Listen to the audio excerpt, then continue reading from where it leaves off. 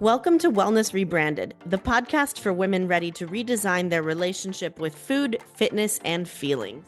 We are a registered dietitian, a personal trainer, and a mental health therapist. 3 experts, 1 mission. To help you break free from diet culture, hustle culture, and emotional burnout, let's redefine what wellness really means on your terms. Hey guys, it's Tara, and I am solo today with an important question for you. What do the Loch Ness Monster, Bigfoot, and the idea that you have to get 10,000 steps a day all have in common? Think about it. And here's the answer. They're all a little mysterious, mostly misunderstood, especially Sasquatch, right? Like, who even understands him? And they're possibly made up. So let's talk about it. So Sohee Lee is one of my favorite fitness education professionals to follow. And she had an Instagram post last week that inspired this episode. She is extremely evidence-based, and she did a whole deep dive into the research on the 10,000 steps. Now, I love this because for years I've thought that we get really wrapped up in, I have to get my steps in, but that fails to account for so many other things. So when I saw this post, I knew that I wanted to do an episode on it and I wanted to share some of that research with you. So let's dive in. First of all, like, where did the 10,000 steps come from, right? It actually started in the 1960s. There was a Japanese pedometer company that wanted to sell more pedometers, of course, and their messaging was to hit 10,000 steps a day. And that is probably because the character for 10,000 in Japanese actually looks kind of like a person walking. So that kind of coupled with the idea that 10,000 is like a nice round, easy to remember number, that recommendation has been repeated so many times that it's basically become gospel. The downside here is that that means it's not actually evidence based. There's no scientific basis for that. But we have had a lot of research done in recent times to kind of dive into that. So let's talk about that. Here is the problem with the 10,000 steps a day is that society is hearing, I need to do 10,000 steps a day. And they're going, if I don't get 10,000, then I'm a failure. Now, you guys know that we here at Wellness Rebranded don't consider anyone a failure, really. And we always recommend that, like, some is good, some is great, right? But if we are holding ourselves to this standard of we have to get 10,000 steps and we know we're only getting 5,000, for example, people just aren't going to do it, even though there may be benefit in getting those 5,000 steps, right? So let's see what the research actually says. So there was a research study done in 2022 that found that the highest step count of 10,000 steps a day had a 75% lower risk for all-cause death than 4,000 steps a day. So that sounds pretty good, right? We're going to reduce our risk of death by just walking 6,000 more steps a day. Like, that feels easy enough to do. Here's what they failed to mention. Compared to the lowest step count of 2,000 steps a day, 4,000 steps a day had a 37% lower risk, and 6,400 steps a day had a 60% lower risk. So, yes, 10,000 steps a day had a 75% lower risk of all-cause death, which is awesome.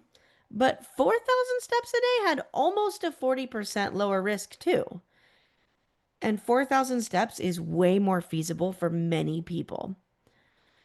Of course, at 7,500 steps, we have the steepest change, right? So if you're looking for a number to kind of aim for, 7,500 would be a good one. But if you're starting from a very sedentary point, knowing that just a few more steps a day is going to help, I feel like that's really like freeing and liberating to me. Knowing that I don't have to get this magical 10,000 number, that I could get 4,000 and I would see benefit there. And then, if you want even more good news, guys, There was a meta-analysis done in 2023. A meta-analysis is where they take like a bunch of research studies and try to like draw conclusions based on all of them instead of just one. But they found a dose response relationship between daily steps and decrease in all cause and cardiovascular mortality. Specifically, a 1,000 step count increase correlated with a 15% reduction in all cause mortality, and a 500 step count increase correlated with a 7% reduction in cardiovascular mortality. So let's like think about that for a sec.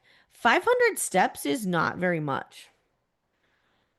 In fact, I was like researching this for this episode. Like, what does 500 steps look like, right?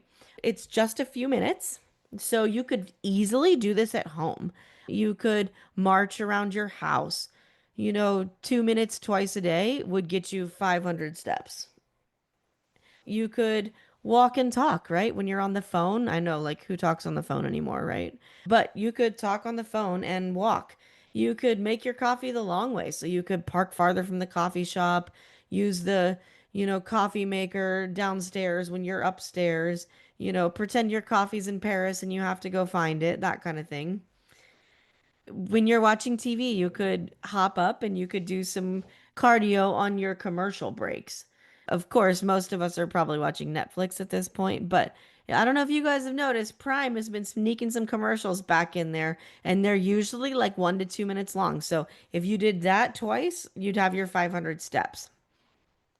My personal favorite is to park very far away from the door wherever I am, especially at Target, man. Like, whew, you could walk for days in the Target or Sam's Club parking lots, right? You know, take your pet for a walk. I don't know about you guys. I have a puppy dog here. You can probably hear her making noise and heavy breathing in the background, but she probably doesn't get as many walks as she should, especially in hot weather like this, because she is a long-haired Australian Shepherd. So it's a little bit warm outside, but taking your pet for a walk is a perfect excuse. They need exercise, you need exercise. It's good for your relationship with your pet, and it's good for both of your health. So, if you don't have a pet, like borrow your neighbor's dog. I know that sounds crazy, but I'm telling you guys, I did this years and years ago. I dated a guy who had a neighbor who had an Australian Shepherd, which is actually how I ended up with Chula.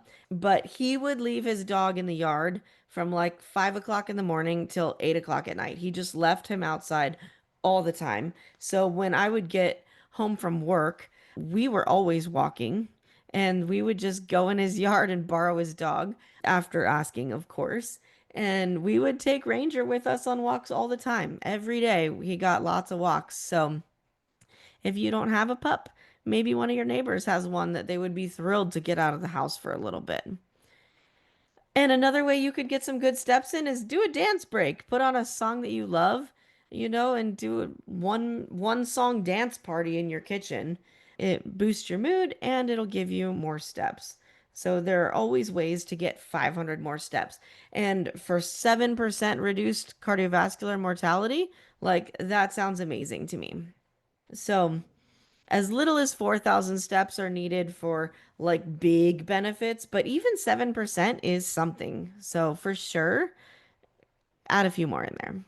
In 2023, there was a research study done by Inoue who examined the impact of walking intensively only a few times a week rather than every day. And I love this because I have so many clients who are busy, right? They're working full time, often running their own business. They're doing the parenting mom thing, they're doing the wife life. There just isn't a lot of time Monday through Friday with all of the other demands on them. So, what this research study showed is that people who only took 8,000 steps once or twice a week, which could be like on a Saturday or a Sunday, right? They showed a substantial reduction in all cause and cardiovascular mortality when compared with those who were even active more regularly. So we're still getting benefits, even if it's only once or twice a week. Interestingly, they also noted that the people who had the higher step counts tended to be younger, men, married, and less likely to have mobility limitations and injuries. So, like, who's surprised by that? No one. Well, probably no one. So, even if you're a weekend warrior, guys, you are still getting benefit. Let's talk about a few problems with the 10K a day recommendation. Many people who recommend it don't include proper context. So people think that if you're not getting 10,000 steps, you're getting zero, right? No benefit at all, which is not at all true. There are so many reasons why 10,000 steps a day wouldn't be feasible, right? Maybe we live in a bad neighborhood. Maybe the neighborhood just isn't safe for walking. There's lots of traffic, things like that. Maybe we have a job where we can't get any steps in during the day. We've got a chronic illness or a disability, and guilting people into thinking that you have to have 10,000 steps or you failed, just that's not the vibe that we're here for. Step count is also only one marker of health and fitness, right? For example, you guys know that I love weightlifting and that I think that lifting weights is like as close to the fountain of youth as we're ever going to get. However, we don't rack up a lot of steps when we're lifting. A couple hundred, maybe, walking from machine to machine or dumbbell to platform, but we're not getting a lot of steps there. And yet we're still getting a ton of really great health benefits. Same thing with swimming or biking, right? Both of those are amazing cardiovascular exercise, and I'm sure that you get a ton of benefit from those. However, your step count will be zero, or maybe like 10 as you walk to and from the bike or the pool. So don't forget to take those kinds of things into consideration. A lot of other things impact our health. Sleep quality, sleep quantity, diet, stress, smoking and drinking, chronic illness, mobility limitations, even some of the social determinants of health affect this. So while being physically active is definitely important, like take it with a grain of salt when comparing all the other aspects of your life too. Let me just repeat that physical activity is good, and we know that there is a dose response relationship between steps and mortality. So, in general, more is better, with the most improvement seen at about 7,500 steps a day. But if you're not very active now, a small increase in daily activity can have meaningful benefits for your health, even if it's not the 10,000 steps a day. You don't have to get a super high number of steps every single day to benefit. Once or twice a week is a great place to start.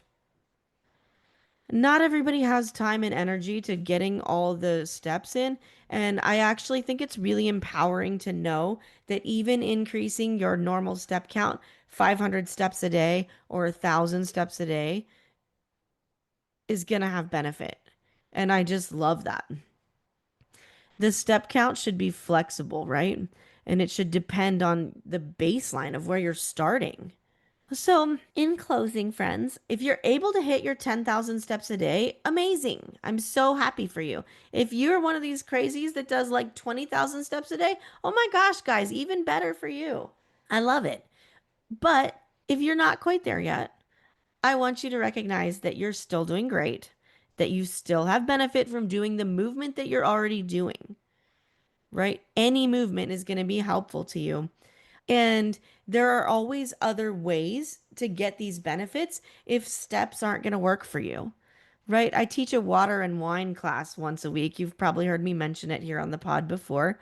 And you get like no steps at water aerobics. Yes, you're running around in the water, but from like a strictly step count standpoint, those probably wouldn't count.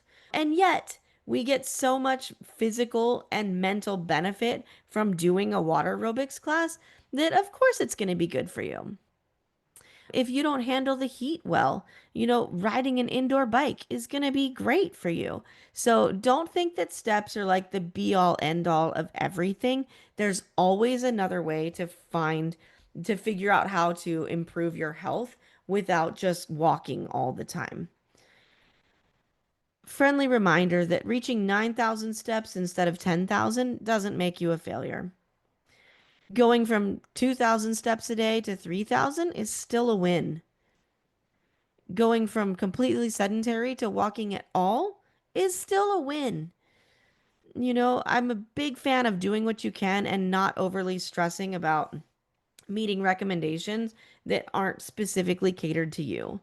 So, if you need help, I would love to help you. I would love to answer your questions. Reach out to me on Instagram, reach out to me on Facebook, follow us on our Wellness Rebranded page, and let me know how I can help you meet your step goals. Or even if you need help figuring out what your step goals should be. Like, I'm happy to help, guys. So, in closing, I hope you have a great day. I hope you go stand up and do extra 2 minutes of walking right now, and I will see you on the next one. Thank you for listening. If you want to connect with me outside of this podcast, you can find me on Instagram at coaching_therapist. I'm Elizabeth. You can find me at Elizabeth Harris Nutrition or in my Facebook group, Health and Healing with Intuitive Eating. And I'm on Instagram and Facebook at Tara DeLeon Fitness. Guys, if you loved this episode or any of our other episodes, we would love it if you would leave us a review on Apple Podcast. It really, really helps us get the non-diet word out to the rest of the world. So please leave us a review. Yes, thank you.